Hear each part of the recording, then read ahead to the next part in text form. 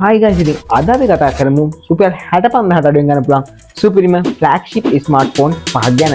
ඉතින් guys ඔයා මගේ වීඩියෝස් එක දිගටම ඉන්න කෙනෙක් නම් ඔයා දැනටමත් දන්න ඇති මම කලින් වීඩියෝ එකකට මෙන්න මේ වගේම ෆ්ලැග්ෂිප් ස්මාර්ට්ෆෝන් පහක් ගැන. ඉතින් මේ වීඩියෝ එකේදී අපි කතා කරන්නේ රුපියල් 65,000ට අඩුවෙන් ගන්න පුළුවන් ෆ්ලැග්ෂිප් ස්මාර්ට්ෆෝන් පහක් ගැන. ඉතින් මේකෙදිත් අපි කතා කරනවා Samsung, Pixel, iPhone, Sony වගේ ස්මාර්ට්ෆෝන් බ්‍රෑන්ඩ් ගොඩකින් එන ස්මාර්ට්ෆෝන් පහක් ගැන. ඉතින් guys අපි මුලින්ම කතා කරමු Google Pixel 6 කියන ස්මාර්ට්ෆෝන් එක ගැන. ඉතින් මගේ channel එකත් එක්ක දිගටම එන කෙනෙක් නම් ඔයා දැනටමත් දන්නවා මම Google Pixel 6 කියන ස්මාර්ට්ෆෝන් එක ගැන full review වීඩියෝක් මෙන්න මේ වෙද්දි channel එකට දාලා තියෙනවා. ඉතින් ඒකේ කාඩ් එක මෙතනින් වැටි. ඉතින් මම Google Pixel 6 ෆෝන් එක ගන්න හිතන් ඉන්න කෙනෙක් නම් අනිවාර්යයෙන්ම ඒ වීඩියෝ එක ෆුල්ම බලලා ඉවර කරන්න. මොකද ඔයාලට ගොඩක් ලොකු අයිඩියා එකක් ඉන්නේ ඒ වීඩියෝ එක බලලා ලබා ගන්න පුළුවන් වෙයි. ඉතින් අපි මේ Google Pixel 6 කියන ෆෝන් එකේ මුලින්ම කතා කරමු ඩිස්ප්ලේ එක ගැන. ඉතින් guys මෙන්න මේ ෆෝන් එකේ ඩිස්ප්ලේ ගැන කතා කරද්දී ඉතින් මේ Google Pixel 6 ෆෝන් එකේ ඩිස්ප්ලේ ගැන කතා කරද්දී 6.4 inches එක 90Hz refresh rate එකක් තියෙන HDR10 Plus support කරන සුපිරි ඩිස්ප්ලේ එකක් තමයි ඔයාට මෙන්න මේ Google Pixel 6 ෆෝන් එකකින් ඔයාට එක්ස්පීරියන්ස් කරන්න පුළුවන් වෙන්නේ. ඒකත් AMOLED ඩිස්ප්ලේ එකක් එක්ක. ඉතින් මෙන්න මේ තියෙන දේවල් එක්ක ඔයාට ඔයා ඉදිනදා ගන්න ෆොටෝස්, වීඩියෝස් වගේ ගොඩක් දේවල් ගොඩක් හොඳ quality එකකින් බලන්න මෙන්න මේ Google Pixel 6 ෆෝන් එකේ ඩිස්ප්ලේ එක පාවිච්චි කරලා ඔයාට ගන්න පුළුවන්. ඉතින් මේ ෆෝන් එකේ build quality එක ගැන කතා කරද්දී ඉතින් guys මෙන්න මේ Google Pixel 6 ෆෝන් එකේ flagship ෆෝන් එකේ තියෙන build quality එක ඒ විදිහටම Google සමාගමෙන් මෙන්න මේ Pixel 6 එකකට දීලා තියෙනවා. ඉතින් මේ ෆෝන් එකේ glass font එකක්, glass back එකක් වගේම aluminium frame එකක් තමයි build quality එක විදිහට Google සමාගමෙන් ලබා දීලා තියෙන්නේ. ඒකත් glass font එක Gorilla Glass Victus වලිනුත්, glass back එක Gorilla Glass 6 වලිනුත්. ඉතින් protection එක build quality එක ගැන අපිට කියන්න කිසිම complaint එකක් මේ වෙලාවේ නැහැ. ඉතින් guys Google Pixel 6 ළඟ තියෙන සුපිරිම දේ තමයි සුපිරිම software වලින් improve cam එක තියෙන්නේ මෙන්න මේ Google Pixel phone වල. ඉතින් මේකත් Google Pixel 6 phone එක ගන්නෙ. ඒ කියන්නේ මේකත් Pixel phone. ඉතින් සුපිරිම software පැත්තෙන් සුපිරි ගේමක් ගහපු cam එකක් මෙන්න මේ phone එකෙත් ඔයාලට use කරන්න පුළුවන්. ඒ කියන්නේ මේක hardware පැත්තට වැඩිය software වලින් තමයි ලොකු ගේමක් ගහලා තියෙන්නේ. මොකද Google Pixel phones වල ෆොටෝ එක ගහලා විනාඩියක් විතර අනික කියන්නේ තප්පර ගාණක් අනිවාර්යෙන් මේක enhance වෙනවා.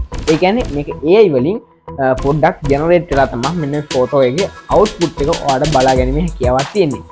ඒ කියන්නේ ස්වභාවික විදිහටම ඩීටේල්ස් හොඳට තියෙන සුපිරි ෆොටෝ එකක් ඔයාලට අන්තිමේදී බලා ගැනීම හැකියාවක් තියෙනවා. ඉතින් anyway අපි මේ ෆෝන් එකේ බැටරි ගැන කතා කරොත් mAh 4614ක කැපැසිටි එකක් තියෙන බැටරි එකක් ඔයාලට Google සමාගමෙන් මෙන්න මේ Google Pixel 6 ෆෝන් එකට ලබා දීලා තියෙනවා. ඉතින් මෙන්න මේ Google Pixel 6 ෆෝන් එක ඔයාලට මාකට් එකේ ඉදිරි 40000ට 5000 අතර මුදලට මිලදී ගැනීම හැකියාවක් තියෙනවා. මොකද මම මේක highlight price එකක් කියන්නේ නැත්තේ මේ ගණන් ඇතුලේ ගොඩක් ෆෝන්ස් තියෙනවා එක එක ගණන් වලට. ඒ කියන්නේ මේ gap එක ඇතුලේ ගොඩක් ෆෝන්ස් වලට මිලදී ගැනීම හැකියාවක් තියෙනවා. shop වලින් ඒවා second hand users ලගින් ඒවා. anyway ඔයාලට මේ ෆෝන් එක ගැන තියෙන experience එක නැත්නම් idea එක අනිවාර්යයෙන්ම comment කරන් යන්න අමතක කරන්න එපා. දැන් කතා කරමු Samsung ෆෝන් එක ගැන. ඔයා මගේ වීඩියෝස් දිගටම බලන කෙනා මම මුලින් ඉඳන් කිව්වා වගේ අපි කලින් වීඩියෝ එකක් කතා කරා Samsung Galaxy S21 කියන ස්මාර්ට්ෆෝන් එක ගැන. ඉතින් අපි මේ වීඩියෝ එකත් කතා කරමු එන්න ඒ Samsung Galaxy S21 කියන ස්මාර්ට්ෆෝන් එක ගැනම. Samsung ලගේ flagship ෆෝන් එක තමයි S21 කියන්නේ. ඉතින් මම පෞද්ගලිකව ටිකක් ආස ෆෝන් එක තමයි Samsung Galaxy S21 කියන්නේ. ඉතින් මේ Samsung ෆෝන් එකේ ඩිස්ප්ලේ එක ගැන කතා කරද්දී අපිට බලා ගන්න පුළුවන් ලොකුම දේ තමයි 6.2 inches size dynamic AMOLED display එකක් එක්ක 120Hz refresh rate එකක් මෙන්න මේ Samsung සමාගමෙන් මෙන්න මේ S21 කියන ස්මාර්ට්ෆෝන් එකට ලබා දීලා තියෙනවා. ඉතින් මේ ඩිස්ප්ලේ එකේ තියෙන ඔප්ෂන් උත් එක්ක ඔයාට ගොඩක් හොඳ ඩිස්ප්ලේ එක්ස්පීරියන්ස් එකක් මෙන්න මේ Samsung ෆෝන් එක යූස් කළා නම් ඔයාට ගන්න පුළුවන්. ඉතින් ඒ කියන්නේ ඩිස්ප්ලේ එක අදින්න මට කියන කිසිම කම්ප්ලේන්ට් නැහැ. ඉතින් මේකේ තියෙන build quality එක ගැන කතා කරද්දී ඉතින් මේකෙන S21 ස්මාර්ට්ෆෝන් එකේ build quality ගැන කතා කරද්දී මම ඒ තරම් ලොකුවටම සෑහීමකටපත් වෙන්නේ නැහැ. මොකද මේක Samsung ලා තියෙන flagship ෆෝන් එක. ඒ වුණාට මේකට හම්බෙලා තියෙන නම් plastic back එකක්. ඒත් එක්කම Gorilla Glass Victus වලින් cover කරපු ෆොන්ට් එකක්. ඉතින් ඒ වුණාට plastic back එකක් තිබ්බට මේ ෆෝන් එකේ feeling එක, ඒ කියන්නේ ෆෝන් එක use කරද්දී ඔයාගේ අතට දැනෙන experience එක නම් සාමාන්‍යයෙන් ටිකක් හොඳ ගතියක් තියෙනකොට ෆ්ලැග්ෂිප් ෆෝන් එකක් වුණාට අර ග්ලොසි ෆිනිෂ් එක තරම් නම් දැනෙන්නේ නැහැ. ඉතින් ඒක තමයි ඒත් එකම ඇලුමිනියම් ෆ්‍රේම් එකක් වගේ දේවල් මෙන්න මේ ෆෝන් එකේ බිල්ඩ් ක්වොලිටි ගැන අපිට කතා කරද්දී කතා කරන්න පුළුවන්. ඉතින් guys මෙන්න මේ Samsung Galaxy S21 කියන ස්මාර්ට්ෆෝන් එකට මිලියන් 4000 බැටරියක් තමයි Samsung සමාගමේ මෙන්න මේ S21 කියන ස්මාර්ට්ෆෝන් එකට ලබා දීලා තියෙන්නේ. ඒත් එක මේක storage RAM ROM වගේ ඒ කියන්නේ එක එක දේවල්. ඉතින් මේ ෆෝන් එකේ RAM ROM ගැන කතා කරද්දී ඔයාලට 6GB 128GB නැත්නම් 8GB 128GB 8GB 256GB වගේ storage capacity RAM capacity RAM දෙකකින් වගේම storage capacity ගොඩකින් ඔයාලට මේ ෆෝන් එක මිලදී ගැනීම හැකියාවක් තියෙනවා. ඉතින් අපි දැන් කතා කරමු iPhone SE3 කියන ස්මාර්ට්ෆෝන් එක ගැන. ඉතින් iPhone SE2 ෆෝන් එක ගැන නම් මම ලොකු වීඩියෝයක් දැන්නමත් කරලා තියෙනවානේ. ඉතින් ඒකේ කාඩ් එක ඔයාලට මෙතනින් බලා ගන්න පුළුවන්. ඉතින් ඊට වැඩිය පොඩ්ඩක් අප්ඩේට් version එකක් තමයි iPhone SE3 කියන්නේ. ඉතින් මේ iPhone SE3 කියන ස්මාර්ට්ෆෝන් එක ගැන කතා කරද්දී අපි මුලින්ම කතා කරමු මෙන්න මේ ෆෝන් එකේ ඩිස්ප්ලේ එක ගැන.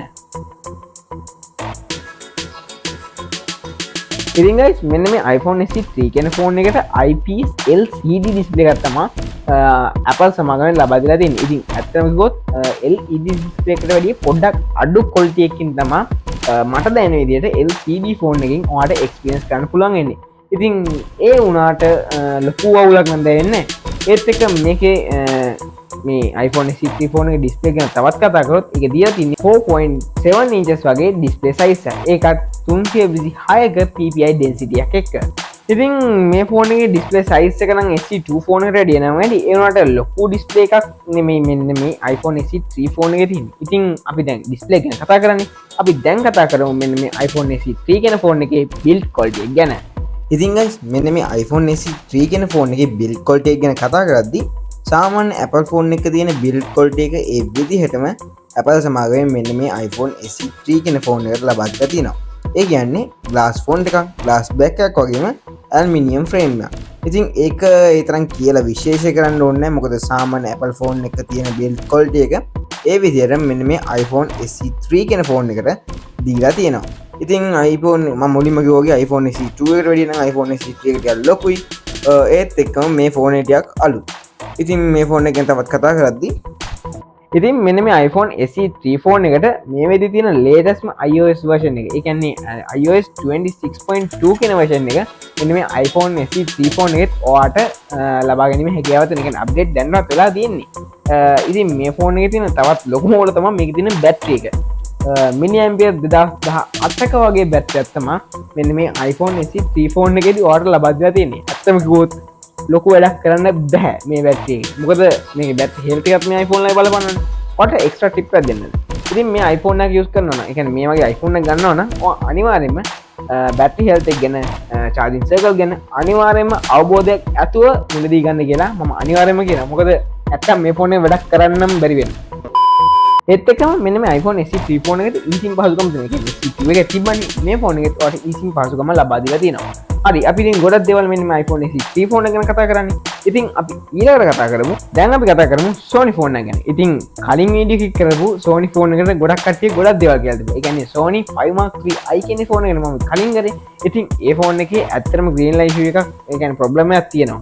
ඒක ඉතින් අර මම මුලින්ම කිව්වා වගේ හැම ෆෝන් එකකටම හම්බෙන්නේ නැහැ. මොකද මගේ යාළුවෙට තියෙන 5 Mark III ෆෝන් එකේ green light issue එකක් තාම ඇවිල්ලා තිබෙන්නේ නැහැ. ඒක ඉතින් වාසනාවන්ත වෙන දෙයක් දන්නේ. ඔයාගේ අයිඩියා එකත් ඔයාගේ අනිවාර්යයෙන්ම කමෙන්ට් කරන් යන්න. හරි අපි අද කතා කරමු Sony 1 Mark III කියන ස්මාර්ට්ෆෝන් එක ගැන.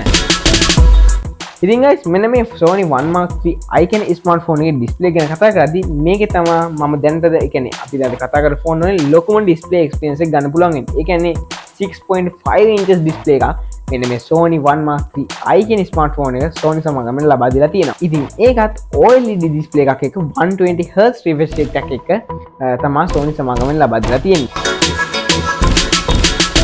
ඉතින් මේ ෆෝන් එකේ ඩිස්ප්ලේ එකේ HDR පහසුකමක් ලබා දීලා තියෙනවා. ඒත් එක්ක මේක ප්‍රොටෙක්ට් කරලා තියෙන්නේ Corning Gorilla Glass Victus වලින්. ඉතින් Corning Gorilla Glass Victus කියන්නේ සාමාන්‍ය හොඳ ප්‍රොටෙක්ට් එකක්. ඒ කියන්නේ ඉතින් ඔයාලට ඩිස්ප්ලේ එකේ ප්‍රොටෙක්ට් එකයි ඩිස්ප්ලේ ක්වොලිටි එක ගැන කිසිම අවුලක් ගන්න දෙයක් නැහැ. ඉතින් අපි මේ ෆෝන් එකේ ඩිස්ප්ලේ ගැන කතා කරන්නේ. අපි දැන් කතා කරමු බිල්ඩ් ක්වොලිටි එක ගැන.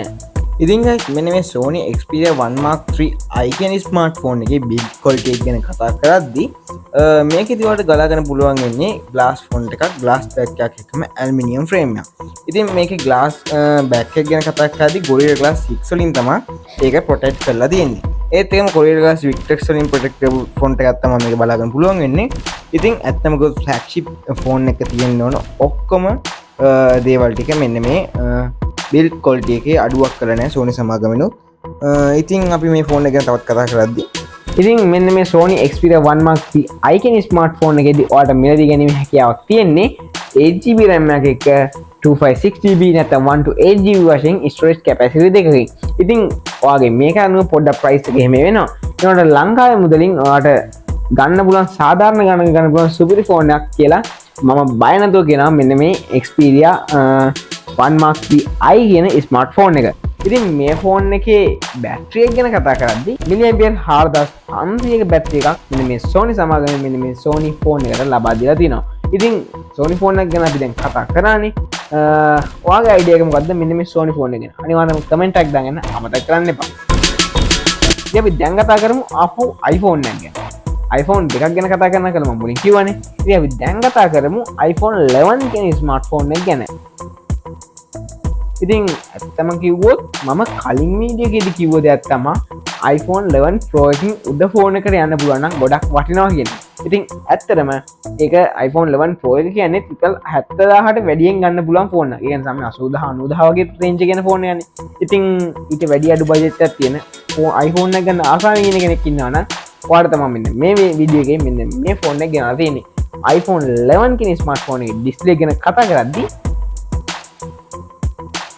ඉතින් iPhone 11 ෆෝන් එකේදී 6.1 inch size liquid retina IPS LCD display එකක් තමයි ඔයාලට එක්ස්පීරියන්ස් කරගැනීමේ හැකියාවක් තියෙන්නේ. ඉතින් මේකත් LCD ඩිස්ප්ලේ එකක්.